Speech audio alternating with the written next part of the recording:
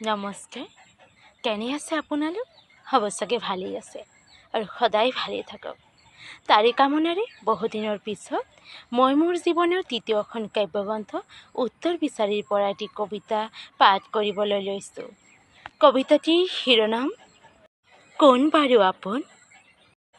কোন বাৰু আপোন, কোন বাৰু কাৰ, বিপদত অসহায় হ'লে কোনেও নিদিয়ে ধাৰ।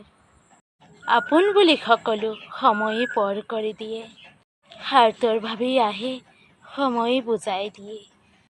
ভাল লগা ভাল পোৱা খন্তেকীয়া সুখ, প্ৰেম মানে বিশাল পথাৰ অন্তিম নিশ্চিত দুখ। ঘাত প্ৰতিঘাতৰ বিষাদীয় সংবাদবোৰ পাহৰিব পাৰিছে জানো কোনোবাই? অন্যায়ৰ উচিত শাস্তি দিয়াৰ কাৰোবাৰ এতিয়াও যেন সাহস হোৱা নাই। শোকৰ মঞ্চত হাত ধৰাতকৈ বিপদৰ প্ৰকৃত বন্ধু হোৱা এনেকুৱা সৰল মন আছে জানো তোমালোকে কোৱা? স্বাৰ্থ আৰু স্বাৰ্থ লোভত পৰি মানৱ আজি আক্ৰান্ত, পৰিস্থিতিৰ জালত পৰি শিক্ষা নাপালে নহ'ব আক্ষেপৰ অন্ত। ধন্যবাদ।